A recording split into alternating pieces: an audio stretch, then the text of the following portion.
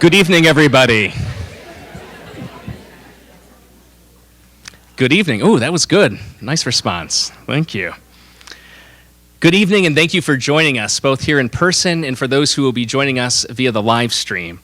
My name is Daniel Horan. I'm a Franciscan friar and professor of philosophy, religious studies, and theology, and I have the absolute distinct privilege of serving as the director of the Center for Spirituality here at St. Mary's College.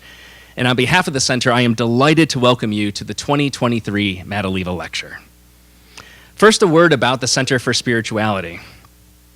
Founded in 1984, with the generous support from the Sisters of the Holy Cross, many of whom are with us this evening, both in person and virtually, and with the vision of Dr. Keith Egan, the founding director, who is also with us here with his spouse Connie Egan, and we acknowledge their presence here.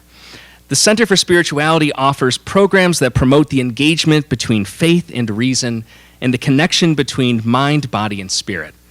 A hub for scholarly and public engagement, the Center draws on intellectual resources in the Catholic and Christian heritage, as well as how individuals practice faith in their daily lives to develop critical conversations around contemporary religious issues, especially as they relate to women's experiences in society, the academy, and the church. Before we proceed with our exciting event this evening, we wish to acknowledge that we are gathering on sacred land and to honor the native peoples who have been the traditional custodians of this place for generations. We particularly recognize the Pokagon Band of the Potawatomi and the Miami peoples, who have cared for this land and its resources for many generations and continue to do so today. With deep gratitude, we recognize our indigenous siblings and their cultures within our community, as well as acknowledging the land upon which we gather, pray, learn, and work. It is now my pleasure to welcome to the podium Dr. Katie Comboy, President of St. Mary's College, to offer some opening remarks on behalf of St. Mary's.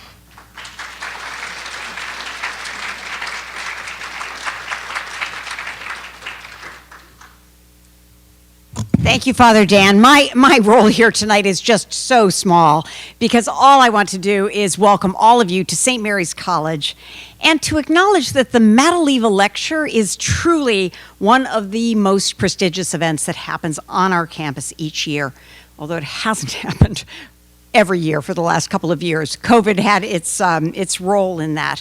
Tonight, though, we are delighted to welcome our very prestigious speaker, Dr. Cristina Traina.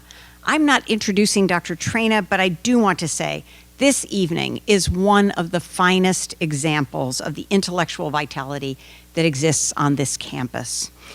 St. Mary's has always been known since the time of our legendary president, Sister Madeleva Wolff, for bringing speakers to campus who are at the highest level of their professions.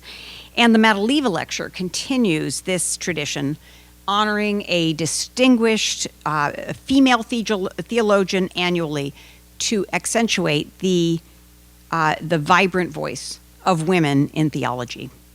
So I am here really tonight just to thank you for your presence. I hope you enjoy Dr. Traina's lecture, and I also hope you leave inspired by the creative and intellectual energy that exists on this campus. And Father Dan Horan will now introduce our speaker.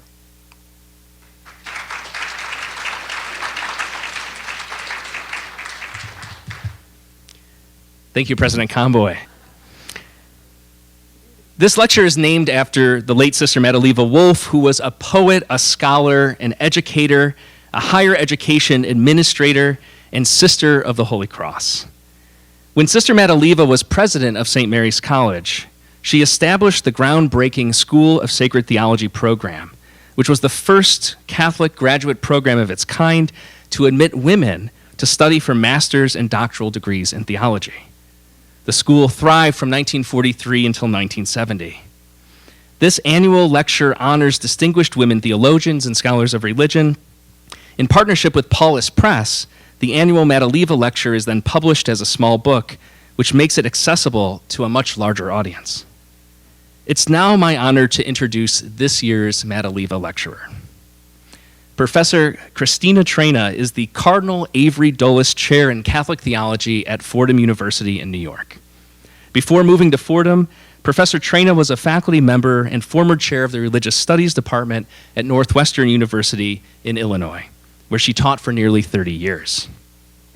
Professor Traina earned her undergraduate degree at Princeton University with a concentration in the study of religion.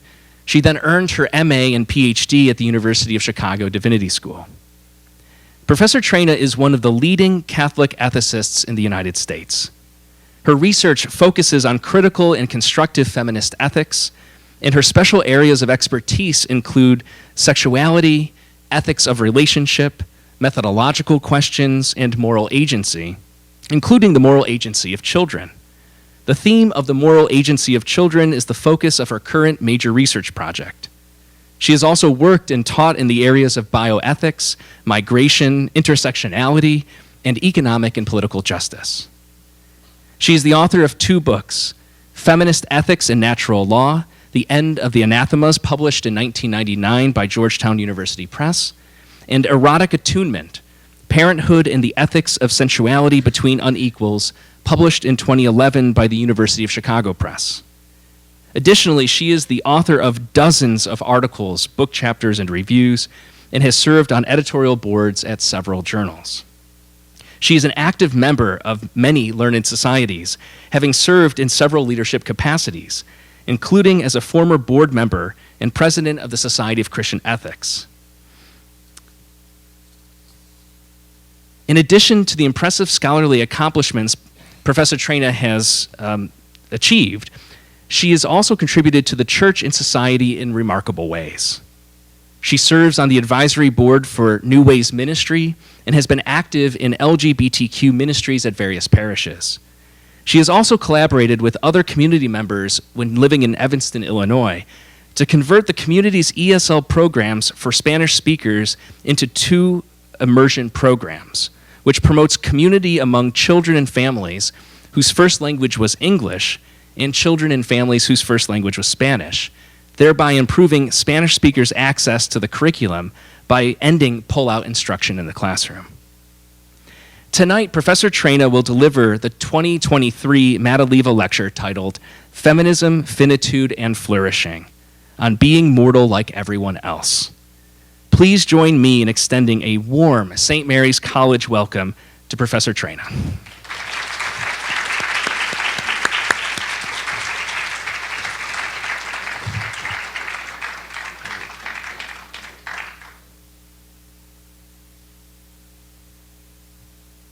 Thanks so much, Professor Haran, and everyone for being here and for entrusting me with the awe-inspiring responsibility of continuing the Madeleva tradition. It's quite an honor for me. I also am glad to be back in Indiana. I don't know if any of you know that I was raised as a Hoosier, just a little south of here in Crawfordsville. So it's nice to be back in my old stomping grounds, and also have spent a wonderful semester a few years ago at Notre Dame in the Department of Gender Studies. And one of my great joys during that time was coming over to St. Mary's for liturgies and other events, which really was something that fed my spirit when I was here. So thank you for inviting me back to St. Mary's. Well, we have all seen COVID-era photos of middle-class women struggling and juggling children or elders or both, household, work, community responsibilities. We've also seen images of working-class women navigating all of that, plus public transportation and the hoops through which they have to jump to unlock health care, affordable housing and child care, and other essentials. At all income levels, they look isolated, tired, distracted, and stressed out. In other words, they are not flourishing. Spoiler alert, we're not going to solve all their problems in this lecture. But we've also seen the solutions that our commercial culture suggests. Self-help books to help women prioritize and execute their tasks more efficiently. Meditation and yoga classes, aromatherapy, exercise, anxiety medication, massages, and spa days. All products that middle and upper class women can purchase to feel better without taking anything off their to-do lists. And if they're working class, they're told that sacrifice, self-discipline, good humor, patience, and remembering that Jesus is with them at every hour of the day don't cost any time or money. I am not knocking any of these hacks. I've used some. There are just two problems with them. First, not everyone can afford the commercial ones, so the richest women get the most relief. Second, both kinds of solutions imply that the problem lies with the woman, not the workload. If she were just more strategic, more patient, more energetic, calmer, and stronger, she'd be able to handle it all by herself with one hand tied behind her back. In other words, if she were Superwoman.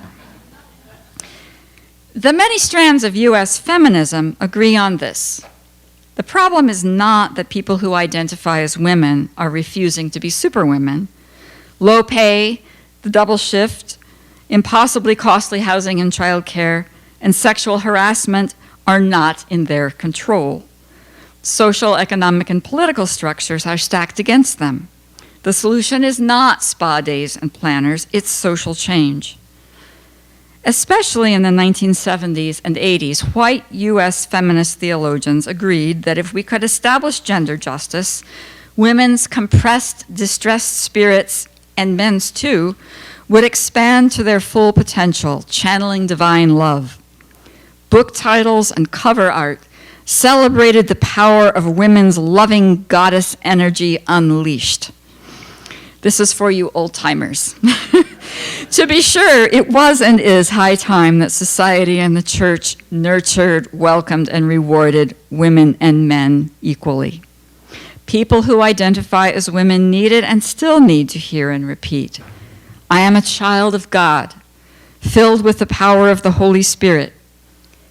Without doubt, we must fight for gender justice, intersectionally, undoing not just structural sexism, but also all the other interlocking isms that keep women down, like racism, ableism, and anti-immigrant policies and biases.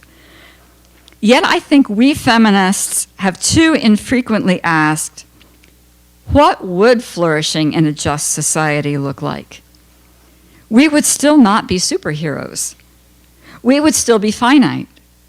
Even in a perfectly just world, we would undergo physical and mental illness, injury, natural disasters, and of course, birth, childhood, aging, and death. We are, as the Book of Wisdom says, mortal, like everybody else. And our finitude is not a fault, not a shortcoming, not a failure of dedication or perseverance. It is something that happens within the envelope of our mortality. It is the divinely intended good condition of our creatureliness. What does it mean to put finitude at the center of feminist theologies and ethics rather than just assuming it or addressing it as an afterthought? I thank you for your patience in listening to me experiment with this. I want to make the case that it helps us to refine our idea of what it means to live well, while reinforcing our call for justice.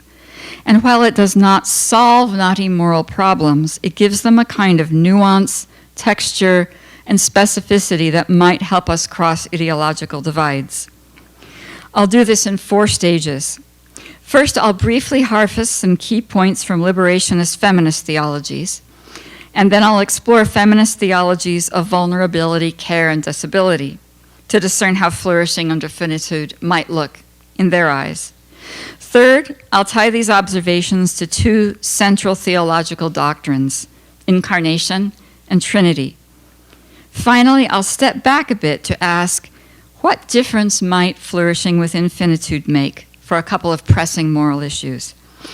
My attempt to do this will be finite too. So right now, my thanks to the many wise people on whom I'm depending, who would more than fill this platform, very few of whom I will be able to mention by name. So, as I mentioned before, late 20th century liberation theologies argue that sin, especially greed and self-aggrandizement, takes on a life of its own in institutions and systems, causing political, economic, and cultural injustice that leads to widespread suffering. Christ's victory over sin does not remove these unjust structures, but it empowers us to undo as much worldly oppression as possible in anticipation of heaven coming to earth, when sin will be fully vanquished. And to lever the grace of Christ's victory in the resurrection, and to break down sinful structures, we need more than theology. We need to understand how these powerful structures function. We need to look under the hood, so to speak. Who better to do this than people they harm most, who see firsthand how they work? In addition, we must advocate first for the welfare of the most oppressed. In liberationist feminism, women, in particular women of color, provide us with the first clues to an ethic of finitude, and I am about to ignore a lot and paint with a very wide brush, okay? So, first, in the 1970s and 80s, U.S. white feminist theologians drew on women's experience to describe oppressive patriarchal systems and dislodge them, and to honor the power of the divine in women. Rosemary Radford Ruether is just one example, and among other things, she celebrated the sacred gift of the female body, re-envisioned God as God-dess with a slash in the middle, and reimagined spirituality, sacrament, and theology from women's perspective. She and other white feminists took an essential step toward a theology of finitude by agreeing that we are our bodies, and our bodies are ourselves. They are not just containers for our minds and spirits. Womanist theologians work at the intersection of the double oppressions of racism and misogyny. Their experience of racism among supposedly liberationist white feminists and misogyny among supposedly liberationist black men have made them more realistic about the complexity and tenacity of oppression, and therefore about the speed with which liberation can occur. Katie Geneva Cannon spoke of, quote, hitting a straight lick with a crooked stick, creatively wielding a theology still distorted by racism and sexism to undermine those very injustices. Emily Towns reappropriates Sapphire, an image of headstrong, truth-telling, no-nonsense sass, quote, rooted in anti-female and anti-black ideology and imagination. Whites and all men, Towns says, see the stereotypical Sapphire as dangerous because she's strong and independent, not devoted to whites and unable to be controlled by men. Under oppression, especially, these are virtues, not vices. Towns turns the slur inside out and upside down to create a tool for identifying and resisting anti-blackness and misogyny creatively while living under it. Mujerista and Latina feminist theologians, too, work to establish justice at a multi-point intersection of oppression, race, gender, and often language and immigration status. Ada Maria Sassi Diaz argued that structures of oppression reveal themselves most clearly in Latina women's struggle, la lucha, amid the challenges of the basic everyday tasks, lo cotidiano, needed to keep themselves and their families going amid scarcity, unpredictability, and injustice. The person is the structural. It's in shopping for dinner that we're confronted with the higher cost of food in underserved neighborhoods. It's in signing a lease that we come face to face with a shortage of affordable housing. It's in leaving for work earlier and returning home later that we're faced with the unjust consequences of targeted cuts to public transit schedules. Like white feminist and womanist liberationists, mujerista and Latina feminist theologians engage lo cotidiano as the first step in diagnosing and battling oppression. Otherwise, as Nancy Pineda Madrid says, what's the point of theorizing? Amen to that. Still, the everyday concerns us tonight also because it would remain essential to human life even in a perfectly just world. About this, these liberation feminists have taught us that we are embodied, Our embodied selves have everyday needs, both individually and in community, and our constraints harbor possibilities for creativity. Theologically, we can say these are elements of our good, finite creation. So far, so good. 3 other strands of ethics that I want to explore tonight round out the answer even more. If liberationists remind us that the time-consuming practice of caring for children and the elderly and people with disabilities is crucial, yet unjustly rewarded, theologians of care like Sandra Sullivan Dunbar also point to essential qualities of our humanity that emerge in the course of caretaking. For now, I want to stress just 2 of her points. First, care involves a relationship between the carer and the cared for that must respect the dignity of each. That dignity cannot be rooted in rationality or agency or any other non-universal human quality, John Locke aside. Instead, it rests in our quote-unquote primordial creaturely dependence upon God. We would not exist at all without God's creation and God's continuous care and sustenance. Second, we're dependent on each other as well. During infancy, childhood, illness, injury, dementia, disability, and decline, not just for short periods of our life, we need others' intensive, personalized care to thrive. Dependency is part of our created finitude. Others' care is crucial to our flourishing, and our care is essential to theirs. Hilla Hocker begins with our vulnerability, our susceptibility to be affected by incidents and or conditions beyond our control, as she says. Vulnerability is part of our good, created, basic openness to the world, which shapes us as humans in relations with other beings. Vulnerability shapes us all the way down. As physical beings affected by nurture, attack, or neglect, as moral beings susceptible to respect, affirmation, and engagement, but also to dismissal, domination, and misrecognition, and as members of complex social systems positioned at structural nexuses that either jeopardize us, both physically and existentially, or unfairly advantage us. One consequence is that our social character is not a second thought or an unfortunate need or a contract we enter into for convenience or something we do for fun. We are social essentially. We are persons only amid other relations that shape us and through which we shape them. In addition, we are inspirited and embodied in this physical setting, these relationships, these structures. To flourish is to be entwined in particular relations and structures that honor our physical and moral integrity. Maybe these aren't earth-shattering aspects of finitude and flourishing. You probably could have written them down if I'd given you a 5-minute writing assignment. But feminist disability theologians take these claims to logical conclusions that may be a little less comfortable.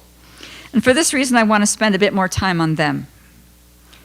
Deborah Creamer argues that liberationist feminist ethics can be ableist when it implies that true flourishing returns us to a state of divinely intended natural beauty and mental, spiritual, and bodily perfection, erasing disabilities, wounds, and illnesses, and maybe even pimples or wrinkles or muffin tops. Sorry, I could not resist this. I saw it in the New Yorker this week, or gray hair. What might it mean to flourish in one's accustomed body? Much as Sandra Sullivan Dunbar says of needing care, feminist disability theologians argue that we actually spend much or most of our lives outside the range of normal abilities, quote unquote, right? In addition, ability and disability are queer categories, expanding and contracting according to whatever a culture considers normal or ideal at the moment. Is ADD a disability? or an alternative mode of productive functioning. It depends on what the dominant educational culture considers ideal behavior. Or think about how Western ideals of female beauty have changed and multiplied. Even non-disabled bodies, quote unquote, are neither ideal nor normal. They leak, they hurt, they break down and have to go to physical therapy. As Jana, I heard who laughed at that one. As Jana Bennett writes, we have been lying to ourselves about having normal bodies and minds. Creamer turns the tables.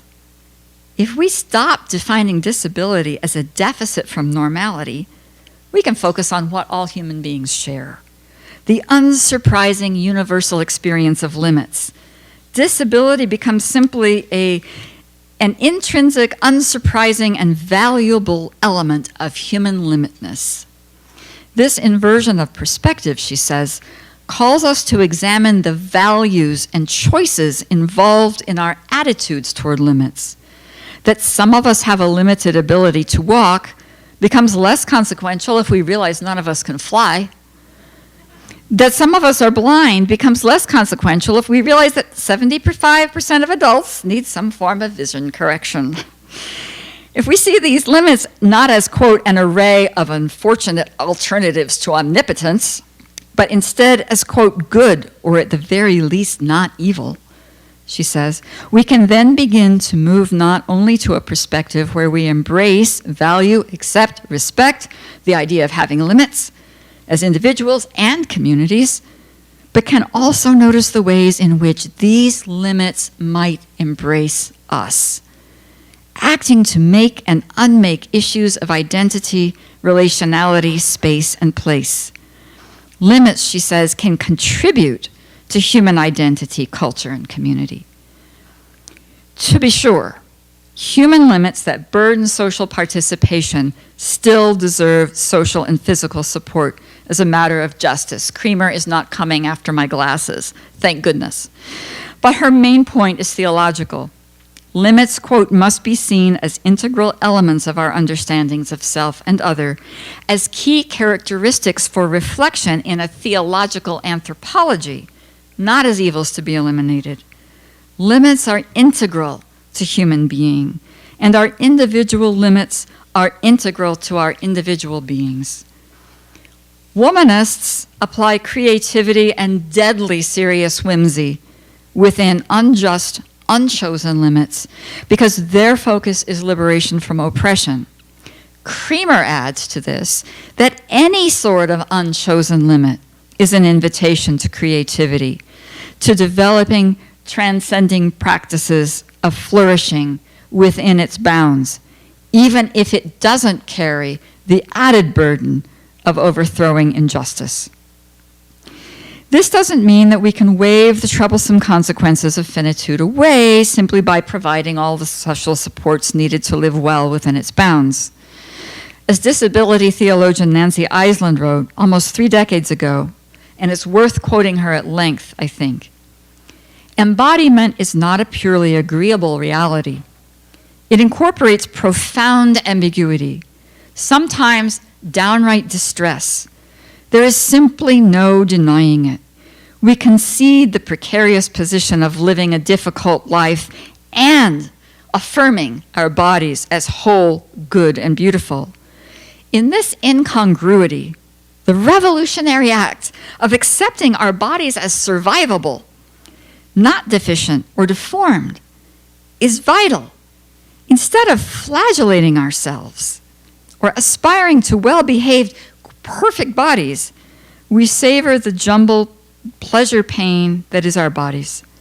In a society where denial of our particular bodies and questing for a better body is normal, respect for our own bodies is an act of resistance and liberation. With these both ands, Iceland takes us to the heart of our tradition, to theology of the incarnation. But before we go there, a reprise. Our good finite creation involves embodiment with all of its particularity, limits including mortality, and limited supplies of energy and waking hours, Exams are coming up, I realize. And the dailiness of ordinary needs. On every level, from practical physicality through the emotional and intellectual to the spiritual, we are essentially vulnerable to shaping by others and dependent on them to keep us in being. Even in a perfectly just world, this finitude would be the basis of a survivable life, filled with joy and grief, hope and despair, physical pleasure and ease, as well as physical pain and struggle that bring with them possibilities for creativity and transcendence. Flourishing in finitude is the life we live within these limits by pressing against them on all sides with safety ropes held by others, like a climber making her way up a crevasse. These reflections resonate with central Christian doctrines. The doctrine of the Imago Dei, which says that we are created in God's image, the Incarnation, which says that God became fully human in Jesus Christ without loss of divinity, and the Trinity, which recognizes three persons in relation in one God. Christology first. If to be in the image of God is to be in the image of Jesus Christ, God incarnate, we might be tempted to make Jesus, as the ad says, just a guy who gets us. The incarnation should probably not be reduced to that, but still Christology, who God is, incarnated in Jesus as the Christ, says something about who we are, and theological anthropology, who we are as persons in relation to God, says something about the boundaries God observes in order to appear and live and die and be reborn in human flesh. There are many rich angles on theological anthropology, and I recommend to you especially Susan Ross's and Dan Horan's. But tonight I want to invite us to think just about what the interchange between Christology and theological anthropology might tell us about imaging God from the perspective of finitude and flourishing. 4 implications. First, as Nancy Eisland points out, the second most remarkable thing about Jesus' resurrection, other than the fact that it occurred at all, is that he rises with his wounds. Wounds that confirm his identity, wounds so large that Thomas can probe them with his fingers. If Jesus was incarnate in human flesh and rose wounded, and we are created and rise in his image, perhaps even the perfection of our resurrected bodies will reflect the particular wounds of our finite lives. We need to redefine perfection to include every kind of embodied self, not just physiques that fulfill cultural aesthetic ideals. I'll come back to that in a bit. Second, the person Jesus was a unique individual as we are.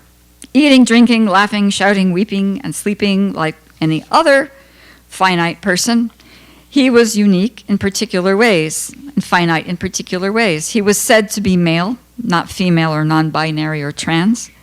He was from Galilee. He spoke Aramaic. He was a person of color. He found crowds tiring, a real eye. And there are particulars we can't know about. Nearsightedness, sexual orientation, peanut allergy. Lisa Isherwood undoes our cultural Jesus art by musing that perhaps Jesus was fat. Her point is, if all of Jesus' finite human particulars can embody the divine, ours can too. Even if our particulars are different, like white skin or a different body shape or residence in North America or menstruation. The only prerequisites for imaging and embodying Christ are that, like Jesus, we are singular, finite humans, fully dependent on God, who lead our earthly lives in a relatively short span, in a particular place, time, and community, all of which we have very little control over. Full stop. Third, Jesus' divinity and humanity did not just coexist like roommates in the same body. We can speak of a divine nature and a human nature, but we cannot separate them.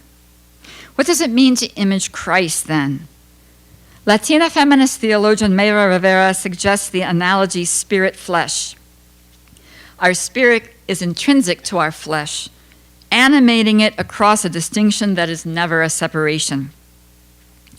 If spirit flesh is, quote, the substance of our corporeality, our whole being is connected to and vulnerable to and limited by and active in our physical and social worlds, and our whole being is connected to the divine. Finite life in the wounded, limited, quirky spirit flesh, and not fantastical, superheroic existence, is the container for theosis, opening ever more to receiving and embodying divine love. Perfection can occur in any spirit-fleshed being. Finally, perhaps even more to the point, Jesus had limits in his earthly life. He did not heal all the sick. He did not preach to all the seeking. He did not comfort all the grieving. In fact, sometimes he refused to preach, right? And he did not teach all the ignorant. Nor can we, if we want to imitate Christ and Jesus. And there's the superwoman problem again. We need to give ourselves a break. Like Jesus, we cannot do everything. But stopping there would leave us with therapeutic individualism. The observation that we're finite and we can't do it all doesn't meet the legitimate needs of the people who will inevitably be left hurting if we don't try to do everything and help everyone. Even here, Jesus' particular finitude is a clue. Jesus, who relied on his companions for evangelism, groceries, lodging, rides across lakes, relaying messages, donkey rental, Passover preparation, and crowd control. This leads us to the second dimension of imaging God, the Trinity. Our exploration of feminist approaches to finitude has been shot through with interdependence. Mary Jo Iosio says that when we promote each other's flourishing in interdependent networks of love, we image the mutually loving persons of the Trinity. Iosio lists the myriad people and organizations who supported her mother as she cared for her father, who had dementia, activating her own network of interdependent relationships like, quote, daily mass, visits with her sisters, communion visits to parishioners unable to attend weekly services, kept her mother connected to community and raised her spirits.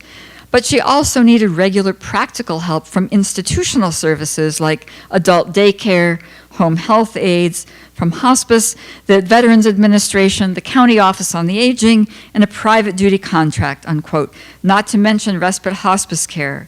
So both levels, the practical and the immediate practical and personal and the institutional. Trinitarian theology suggests another, even more essential way in which we image God in finitude. Trinitarian doctrine often feels mathematical, and I wouldn't blame you if you sort of fall asleep here. 3 persons and 1 God. None can exist without the other. Not only are they equal and interdependent among themselves, but they are also perichoretic, mutually participatory. Scratch the surface of one, and you will find the other 2. Within each, the others also dwell. We image the Trinity in this sense as well. Scratch our surface, and you will find all the people who dwell in us. For Hawker, because we are intrinsically social and open to others, the word person implies the individual with their social relations. We are partly the products of our relationships. Others reside at the core of our existence, and we dwell in theirs. So when one member of our circle starts to fade, as Iosio's father did as his dementia advanced, mutual indwelling keeps their personhood in being. Their caretakers' patience, fidelity, humor, and stories preserve their identities and their freedom. Dwelling in each other in love implies that we flourish in each other as well.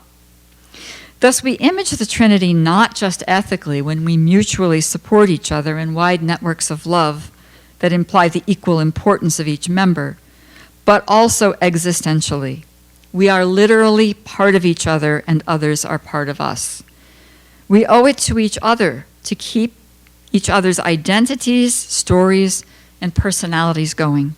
We owe it to each other to honor not just the vulnerable selves that they are individually, but also the networks that make and support them. Conversely, harm to us not only reverberates through our network of practical interdependence, but it's an existential attack on all the members of our network.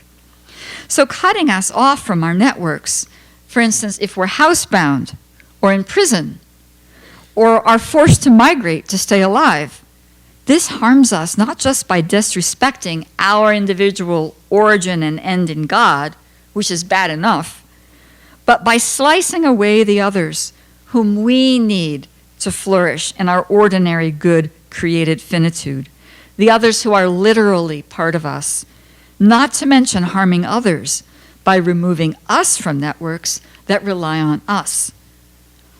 Paradoxically, to respect finitude is precisely to respect connection and interdependence as essential to our being, materially, emotionally, and spiritually. Imaging the Trinity is a group activity, by definition. As our sources have gradually revealed, we experience finite flourishing in 3 dimensions, and now I'm going to slice across the columns that I've been making and do something in the other direction. These 3 dimensions include, first, as human beings, we live complex, ambiguous, spirit-flesh lifespans. We are interdependent in a practical sense, but also existentially. We indwell and form each other. That's been our main point so far. So those are the universal qualities. Second, as Dan Horan emphasizes, we are created as particular human beings, and our geographical, historical, and cultural settings interact with our specific gifts, our personality, our innate talents, and our limits, like mental and physical illness, disability, to magnify or constrain those gifts. For example, depending on where and when a person with musical talent is born, they might become Beethoven, or Samara Joy, or Jay-Z, or a church choir director, or none of those. These catalytic combinations produce our vocation, or our calling in our time and place, which is more than simply nurturing the seedlings of our own best selves. Sorry, I'm late on that one. How flourishing looks within the limits of these 2 dimensions of created finitude. All right, I'm sorry, I thought I was off. I think I'm back on track. The universal and the particular is too messy for TikTok and Instagram. For ordinary mortals, flourishing involves accepting our particular finitude and creating within the limits it provides. It entails sustaining hope, health, freedom, creativity, social connection, curiosity, and the capacity to care justly and lovingly for others and ourselves, amid ambiguity and incompleteness, joy and sorrow, pain and pleasure, wound and ability.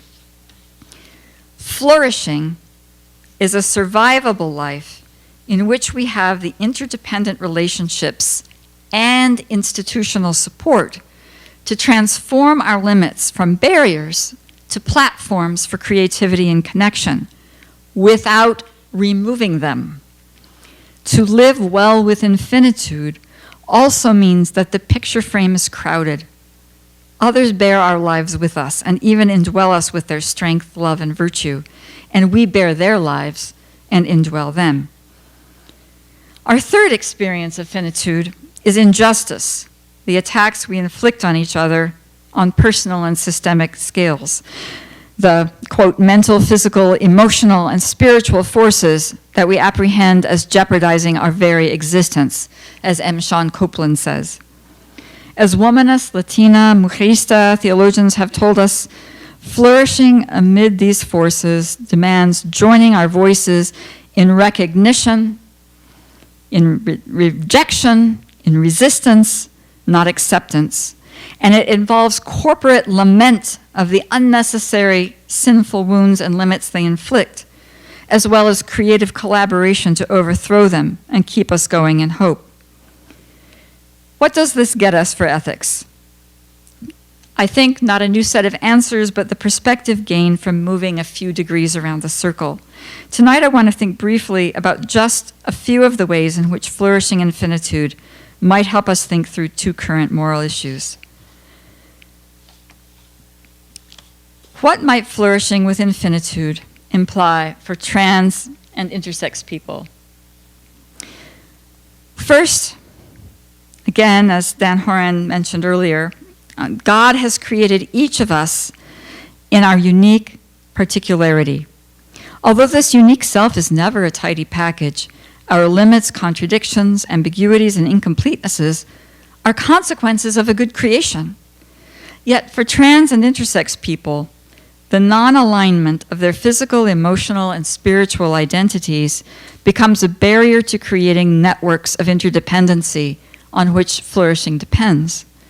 And here is a reminder: when the aim is a survivable life, obstacles arising from our particularity and from injustice interact, and often they're indistinguishable in our experience.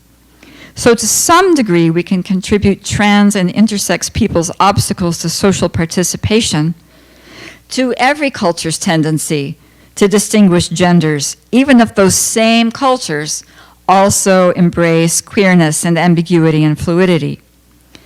But to some degree, to a large degree, we can attribute it to sinful intolerance that we must recognize, reject, resist, lament, and overcome.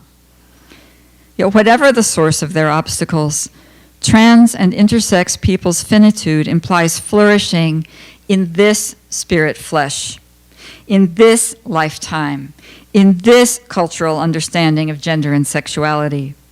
Trans and intersex people, last I looked, were not immortal. They will not live forever. They deserve full social incorporation now. And to the degree that hormones and surgery can help, they must use them. Second, finitude implies limited knowledge, individually and corporately. We know only partially. As liberation theologians remind us, we know the forces that bear down on our lives better than anyone else. But we tend to have parallax when it comes to others' lives, especially if we don't share their particularities and their position in the social nexus.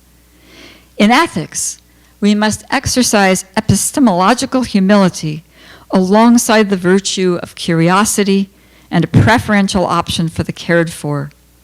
If we want to know what another person's particular finite flourishing requires here and now, we should ask. Anyone attempting to flourish or survive or inhabit their limits can tell you what they need.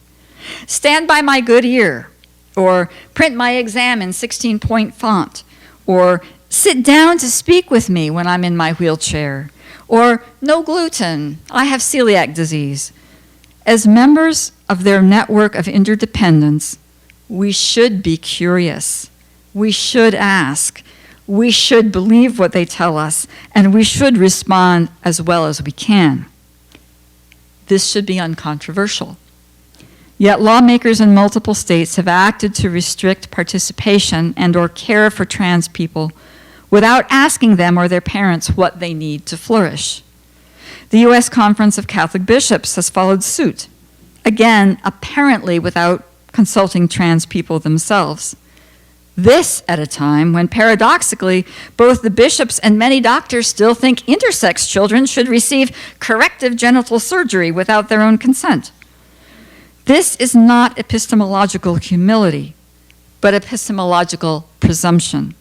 Not just a lack of compassionate curiosity, but a fundamental revulsion to information.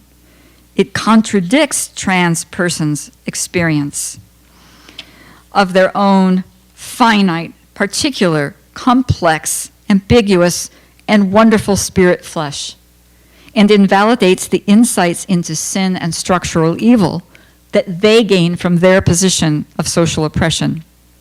And it is a factor in high rates of suicide and violent victimization among trans people who do not have adequate support. Deaths that also tear gaping holes in our fabric of interdependence.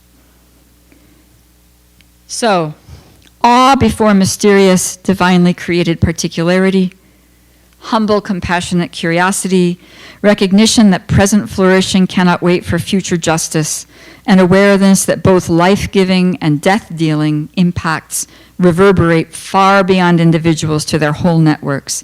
These are 4 consequences of starting ethical reflection with finitude and epistemological humility. Liberationist feminists also sometimes imply that in a perfectly just world, there would be no tragic dilemmas. And I mean this in a really technical sense. A tragic dilemma being a situation in which our moral obligations conflict, and there was no conceivable way to meet one without failing to meet the other.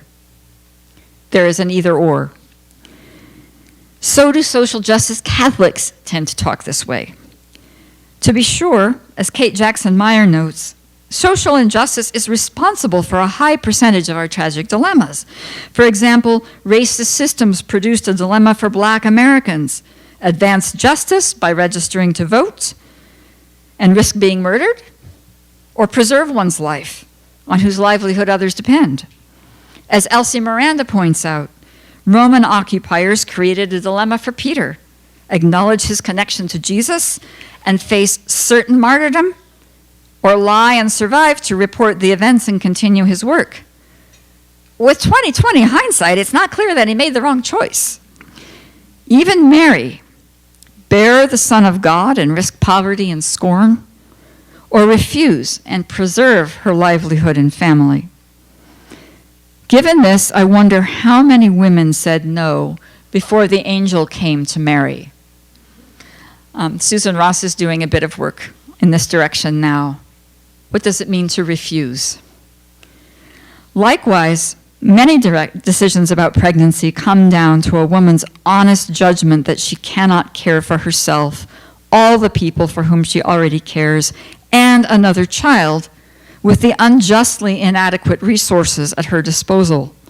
The abortion turnaway study, which compared the family outcomes for low-income women who received abortions or were denied them, confirmed this.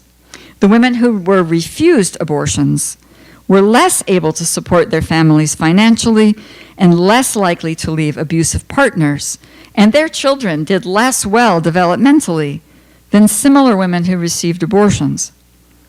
Society bears most of the blame for creating this dilemma. But genuine dilemmas would arise even in a sinless world.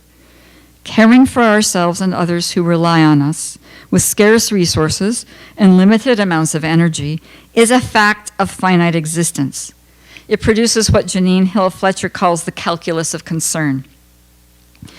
The advent of justice would not be the end of earthquakes or hurricanes or forest fires or illnesses of mind and body. Even though without the sin of climate abuse, these disasters might have befallen us less frequently and be less severe, they would still occur, and our finitude would sometimes force tragic decisions. On a smaller scale, there would still be days on which the sum of what others genuinely immediately need comes to more than the amount that we could immediately give, even by activating our networks of support. Particularly with pregnancy, we cannot always put one person's need aside while we meet another. They are both finite. Their needs are urgent, now or never. We must choose. How do we flourish then, when even in a just world, such tragedy is yielded up? Kate Jackson Meyer writes that we must face our grief and regret, not only having failed someone who relies on us, but at even having chosen actively against their flourishing by choosing for another. And these are hard words to hear, I think. We need a new word here because failure implies moral fault, which I don't mean. The abandoned person's suffering is real, not theoretical. Our feelings of pain and loss and regret are real, not superficial. We must hold that harm, pain, and regret together with the knowledge that we are not to blame for the fracture of our overloaded network of interdependence. As Jackson Meyer insists, the only way to manage without becoming callous is to face and lament the harm and our anguish, but in communion with others who help us bear these sorrows and keep our hope alive. Recognition, lament, compassion in community turn out to be essential to flourishing all of the time, not just in situations of oppression. This brings us back to Jesus. We image a Jesus whose human finitude produced his own tragic dilemma: stay here, work signs, and preach, or go home and heal his friend Lazarus, and whose wounded rising confirms the inseparability of his divinity and his humanity, reminding us that even in the best circumstances, flourishing occurs within the bounds of woundedness and mortality. As Michelle Gonzalez says, Jesus Christ is the template for incarnating God's justice and love humanly. What would Jesus, the real Jesus, do? Remembering the bracelets? Anybody? Okay. Is always theologically urgent question. It also brings us back to the Trinity. We could use some bracelets, I think, with the acronym WWTD. What would the Trinity do? Because the Trinity is the communion of love among divine persons who indwell each other, so that we can't think of any without thinking of all, just as we cannot think of a human person without all the people in their network of interdependence who indwell each other, multiplying their joys and dividing their griefs, supporting each other in sorrow and in joy.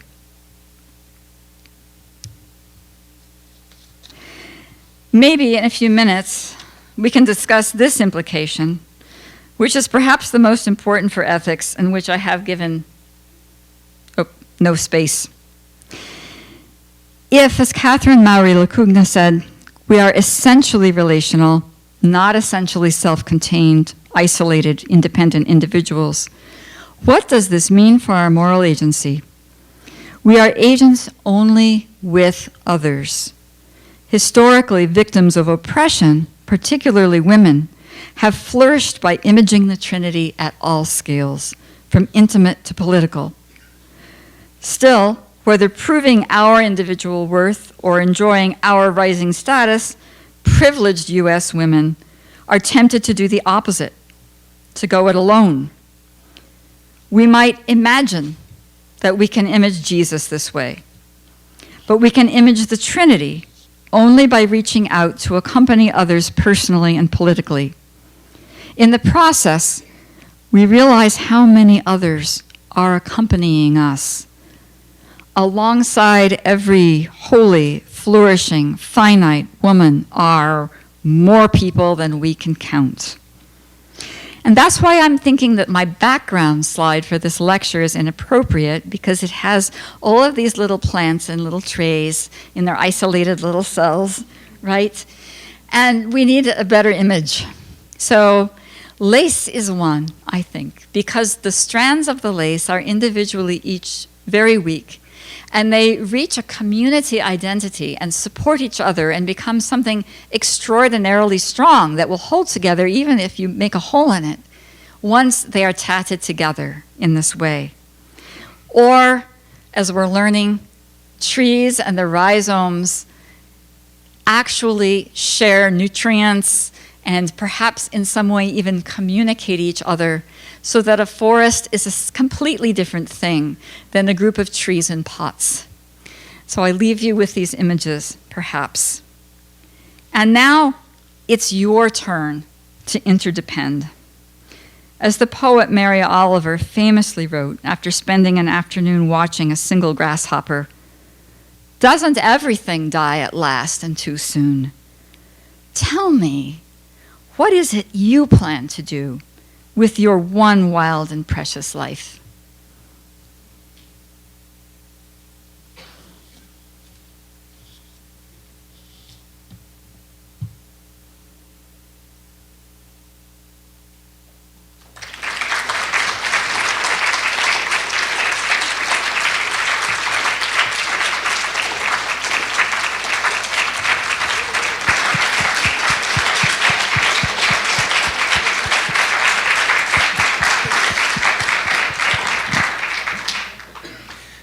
We have some time now for questions and comments from both our in-person audience and our friends joining us via the live stream.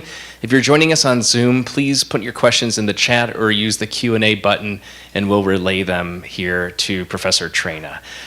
Dr. Julia Fetter and I will run around with these microphones, so if folks have a comment or question for our speaker, please raise your hand and we'll come to you.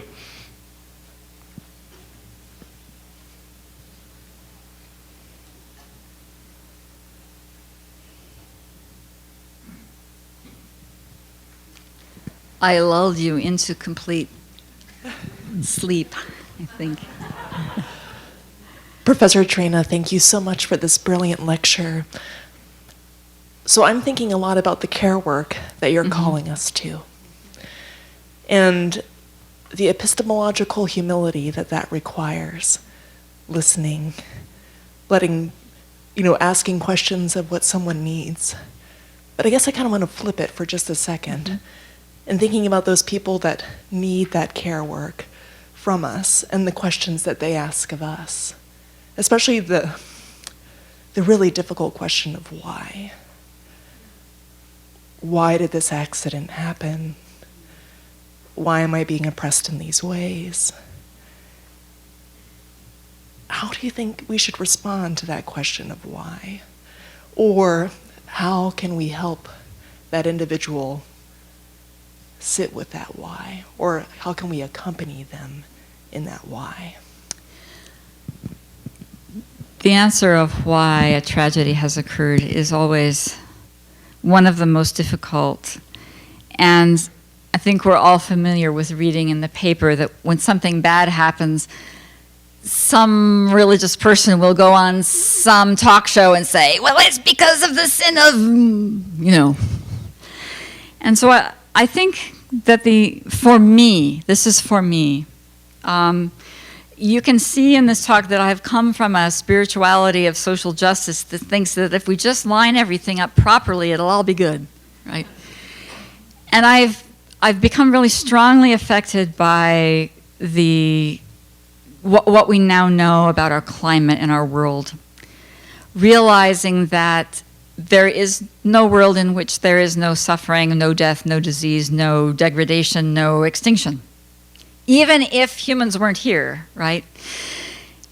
And so for me, this is not maybe helpful to someone who is suffering, but to say simply that it is a mystery. We don't know. I would never say that God has given someone a deformed heart or a missing limb or blindness so that, right? I would only go as far as saying one of our journeys in life is to understand our limits, understand what we need to have supported in them, and figure out how to collaborate creatively within them. Because we all have them, it's just that some are more visible than others.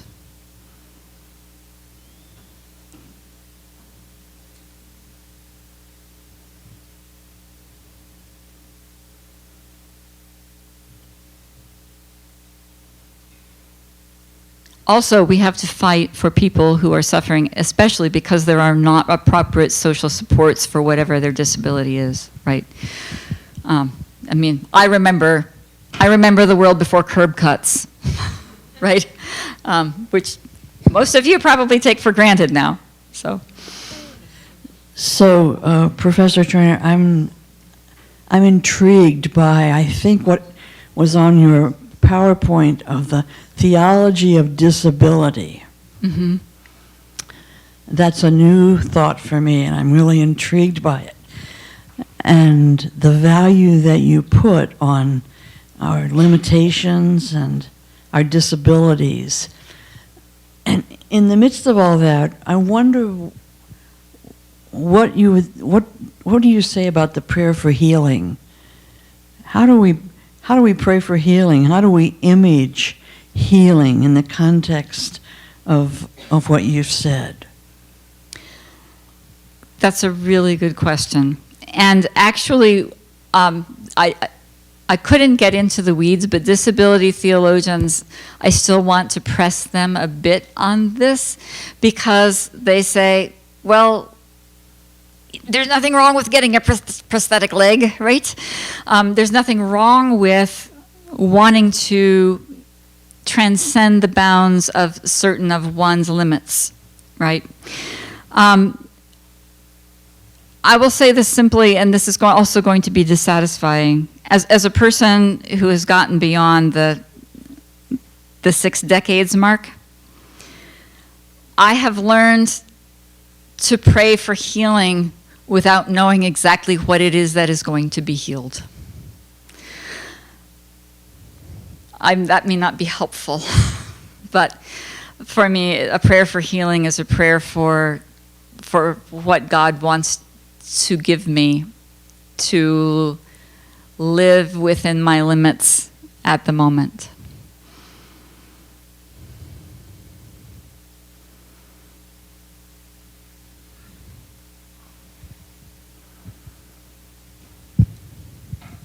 There are many young women in this audience, and I'm so aware of that because I kept thinking as you were going through your marvelous lecture, what kinds of questions does your thinking provoke in them?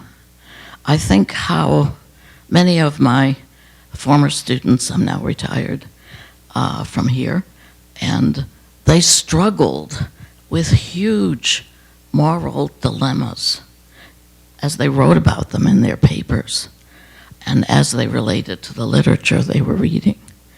And these were deeply felt struggles, and sometimes they felt they had no one they could talk with and in the family, to find a family member to speak with, or to find the right person here on campus was so hard. And I kept thinking as I was listening to you tonight, there are dilemmas of the body that I never had to work with as a student here at St. Mary's. There are dilemmas of conscience, some of which I had to work with here as a student. And then there are real struggles with intellect. What's true and what's not true about what I'm hearing in philosophy, theology, ethics, women's studies, my science courses, about what we can know and what we cannot know as women.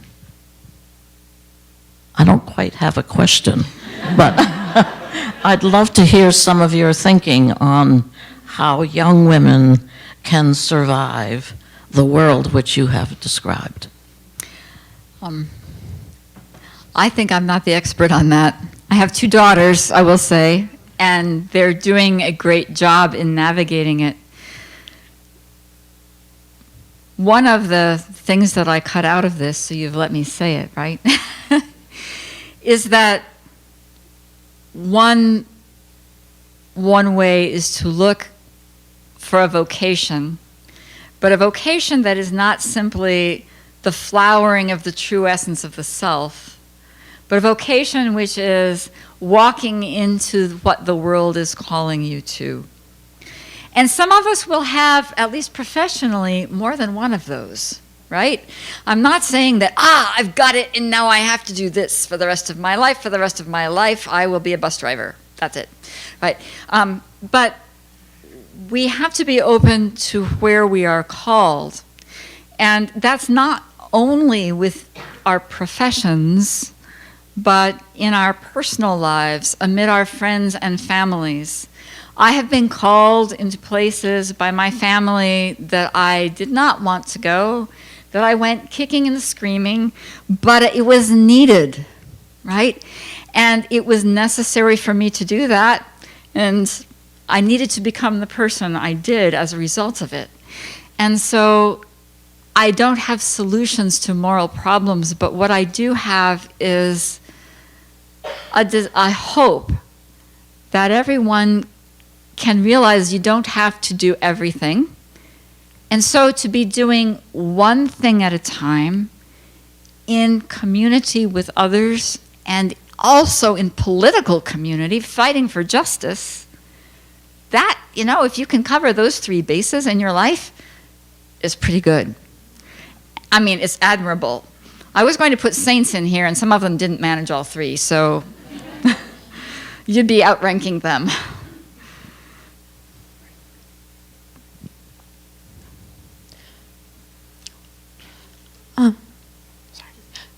You touched briefly on epistemological humanity versus presumption, and so my question is, in today's society, how do you navigate living a humilable life versus living a humble life versus living a life of presumption, especially when we touch on really difficult issues that have very polar opposite sides? How do we live a more humble life?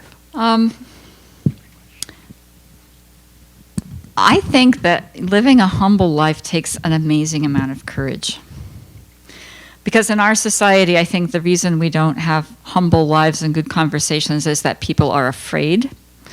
They're afraid that whatever they have held as true or they feel comfortable with might get blown to bits by actually listening to someone with a very different perspective.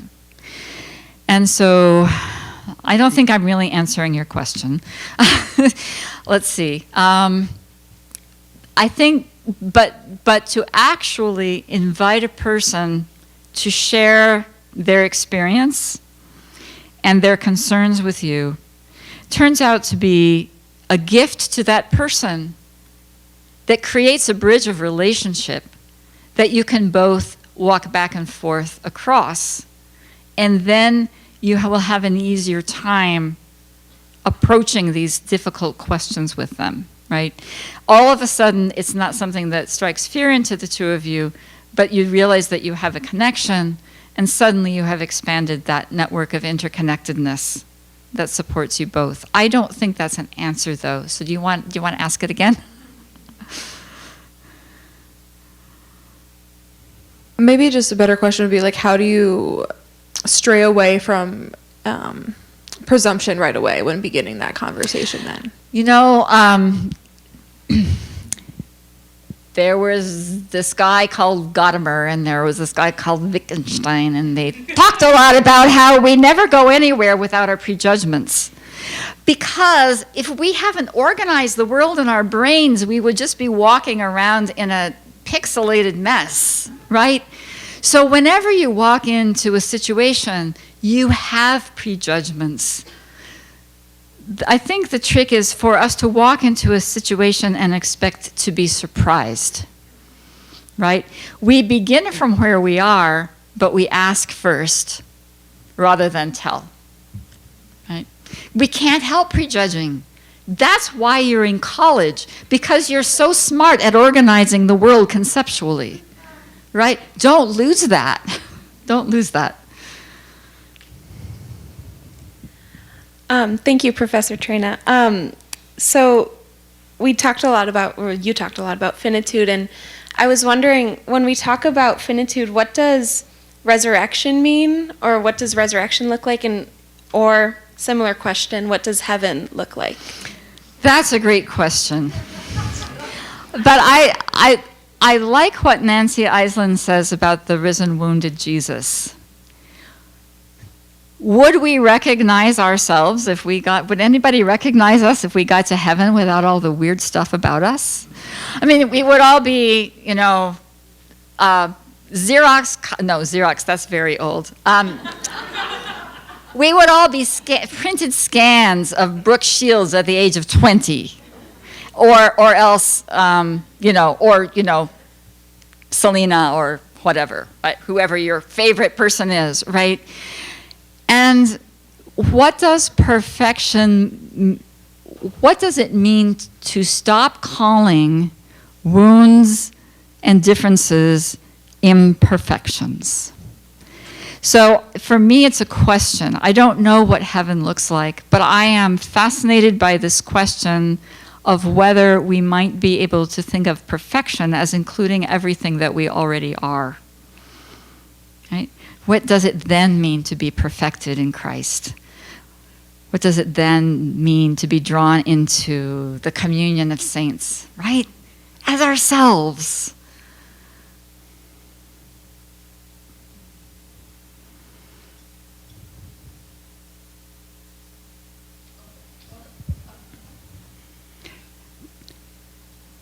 Thank you, Dr. Traina.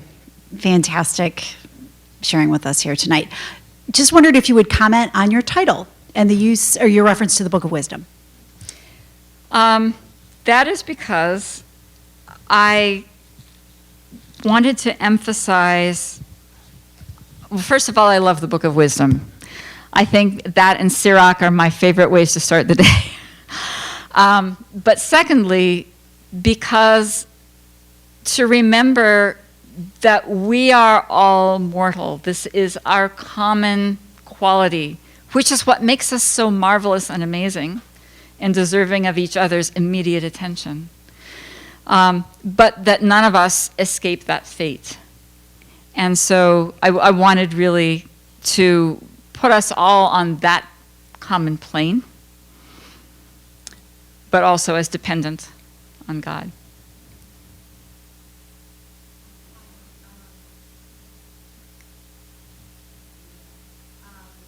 Up a question looking back to your ethical issues when you brought up trans and intersex individuals. Mm-hmm. I'm in a course, St. Mary's, first time offered queer theology, and it's one of my favorites that I've taken here. And we just want to discuss if you have any suggestions on how to encourage students who aren't particularly drawn to these types of classes to participate in such, because as a Catholic institution, we are surrounded by people who are not as open-minded as myself, even though I identify as Catholic, through the examples I've had in my life, right? I want to just, I guess, like, invite everyone who doesn't see queer theology as, like, strange, but is actually just interested in making this campus more inclusive, and then further on in their life as they move on away from college. Well, it always helps when a student meets someone that belongs to the identity that makes them uncomfortable, because that usually helps a lot. But the thing I want to say about queer theology is that there is absolutely nothing more traditional and absolutely nothing more Catholic than queer theology in this sense. The idea that we need to have strict definitions and separations and boundaries between everything is a very modern idea. Catholic theology uses metaphor, uses analogy, uses allegory, uses simile, there are no equal signs in Catholic theology, right? Until you get to the modern era, really. And so the way that queer theology proceeds is actually taking us back to the richness of our poetic and our aesthetic and what do I want to say? Mystical roots in theology. And to read queer theology is to go back to that, right? And so one thing that can help is to point out to people who think that they are uninterested in this or don't believe in it, what is queerer than the Trinity? Or Jesus, right? I mean, come on. So just talk to them about the Trinity and Jesus. Yeah. We have time for one more question, and it's going to go to one of our students here. No pressure, Francesca. This is kind of taking off into a little bit of a different course and conversation. What really stood out to me in your presentation was the idea of mutual interdependence and reliance in community, which seen in the Trinity. And I wanted to know what we can do when someone doesn't want to be a part of this community. When they may say, I'm unworthy of your love, or I'm unworthy of God's love. How do we navigate these types of conversations while respecting this person's limits? I think, yeah, to be with someone when they're lamenting and not cut them off is absolutely essential. Okay? One of the things that we can do is gradually ask them what is the because or the reason for the lament, right? But it's also the case that nobody ever made a theological argument that got someone out of that spot. So interdependence is not all about talking. It's about being, right? And doing and sitting, right? With the person. So this kind of a conversion is not something that you can argue someone into. In fact, you're never going to argue someone into an alteration of their theology, right? You're going to accompany them and into an alteration of their theology. You're going to comfort them into an alteration of their theology. You're going to challenge them in exciting ways into an alteration of their theology, but you can't argue them into it, right? Nothing you can say. You can't just say, no, you're not, right? Doesn't work. So I think you know that, though. It has been such an honor to be with you. Thank you so much.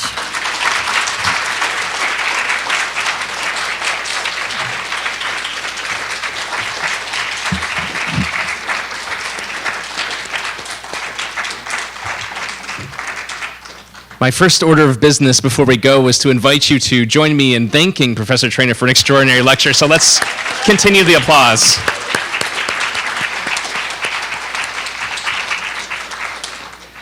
Just 3 short things. First, before you go this evening, we invite you to join us in the atrium just outside the auditorium here for a light dessert and coffee reception where you can continue this conversation. It looked like there were more questions and comments. Professor Traina will be in the hallway, as I hope many of you will as well. There are very good snacks out there. Second, across the hall from these delicious snacks, I hope I'm not building the expectations too high, is a table displaying samples of previously published Madeleva Lectures. And I hope I'm not embarrassing her, but I want to acknowledge you heard her name given as a shout out in Professor Traina's talk, but we are joined this evening as well by one of our previous Madeleva Lectures, Dr. Susan Ross of Loyola University Chicago.